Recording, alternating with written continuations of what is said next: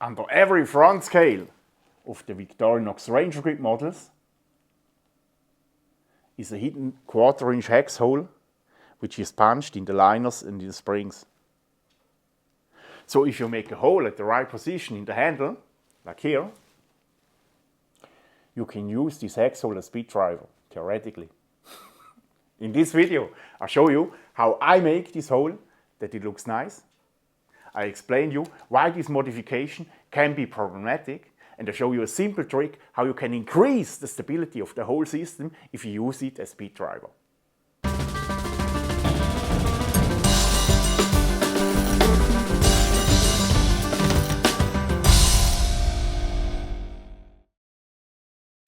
Hello YouTube! Welcome to another Swiss Army knife workshop video. In this series I show you maintenance and customization tricks for your Swiss Army knife.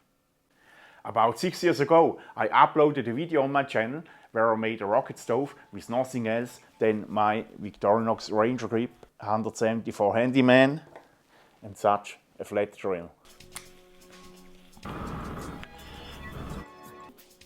1 year later I made a Viking chair with nothing else than my modified Victorinox RangerGrip 79 and such a flat drill.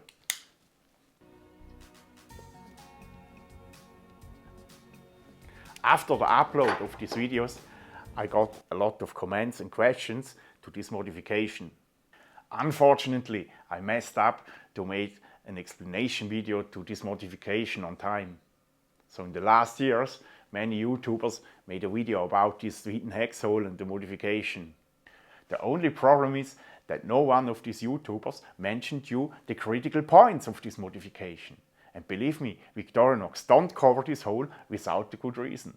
The problem is that all liners and springs where the hex hole is stamped in results in too less material thickness that it satisfies the quality standards from Victorinox. That means that there's a danger that you can damage the hex hole if you use such a flat drill or a bit for a heavy task with a lot of force.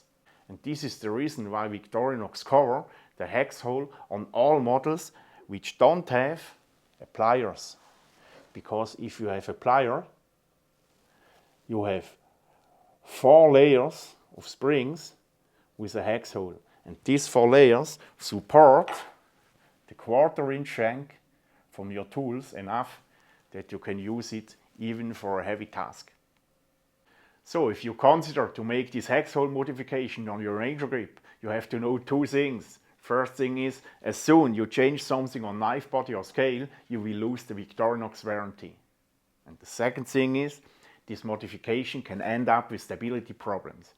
That means it can be that this 1/4-inch hex shank can turn through if you use your RangerGrip as bit or drill driver and you work with a lot of strand.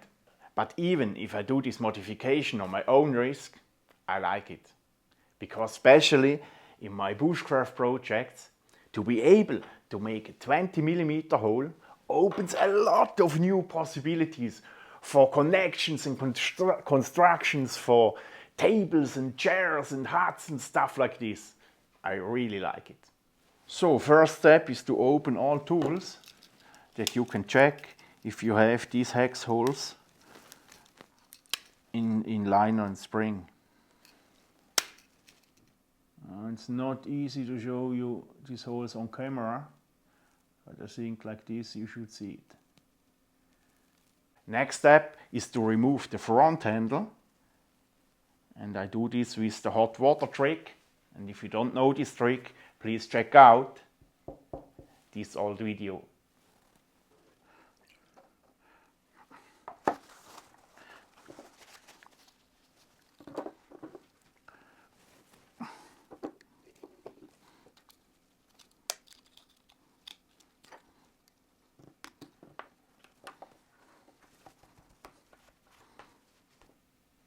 So as you can see, the hex hole is already prepared and the position is given. So the next step is to drill a hole with the smallest drill you have all the way through in each corner.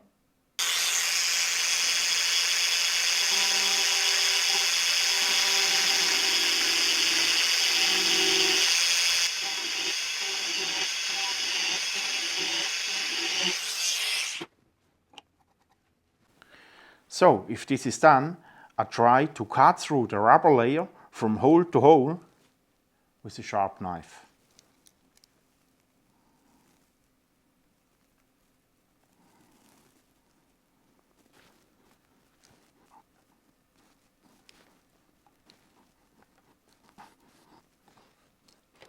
So now I turn the handle and I hammer out the sections with a small chisel.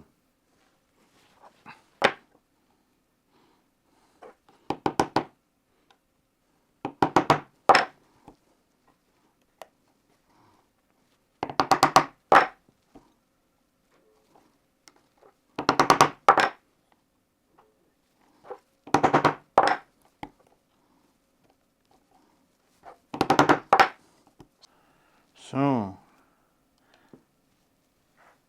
that looks not that bad, I would say. Now try to make the fine work with a nail file.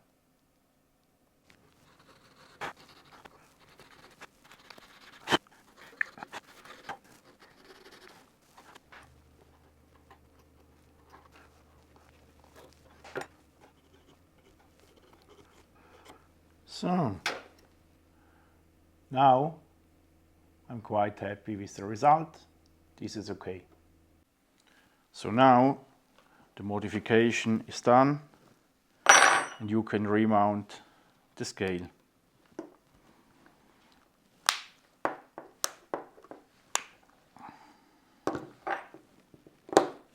So perfect.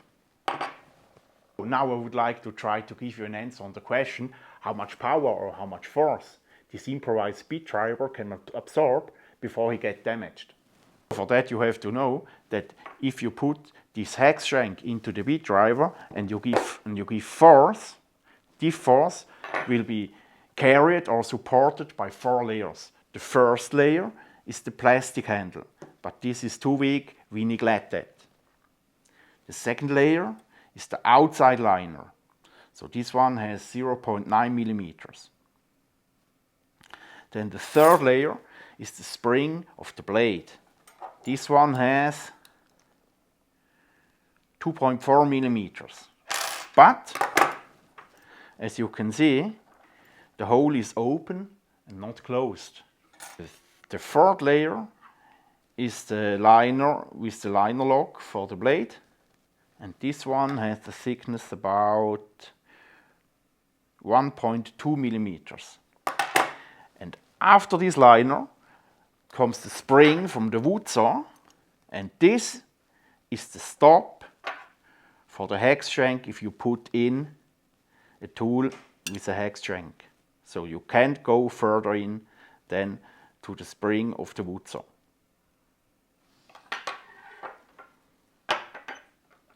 So now I will test every single layer how much force he can absorb before he gets damaged. And like this, you get the feeling how much force this bead driver can take. So the first test that we do is with this 0.8 millimeter outside liner, and I will try to make a 10 millimeter hole in this pine wood.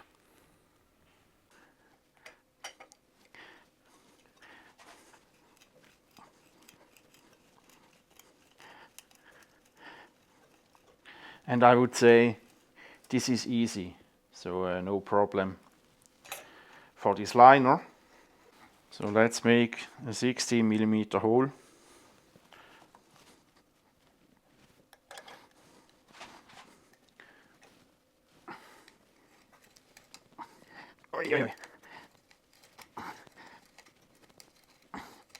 Yeah, that works, but I would not go with a bigger diameter, so this is the limit, I would say.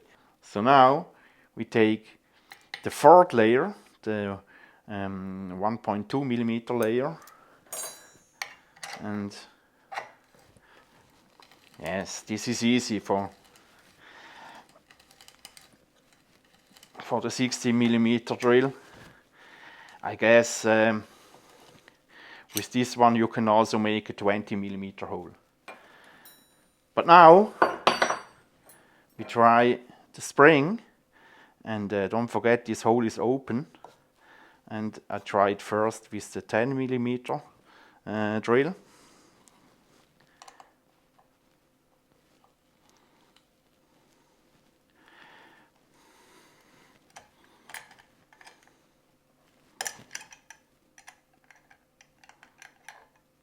So.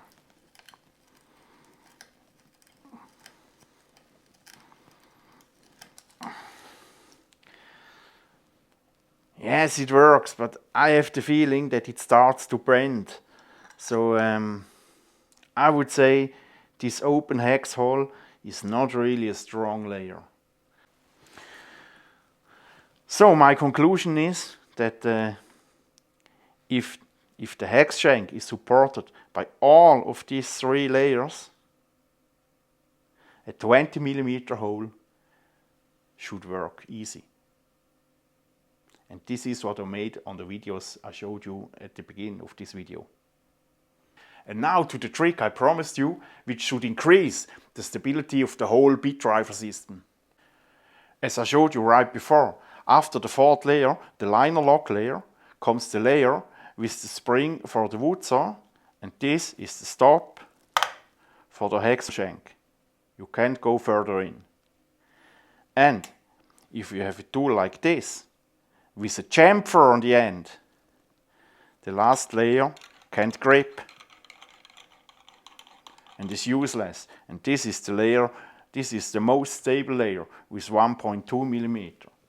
The trick is to flatten the chamfer at the end of the tools. Most of the tools have a chamfer on the end. So flatten it.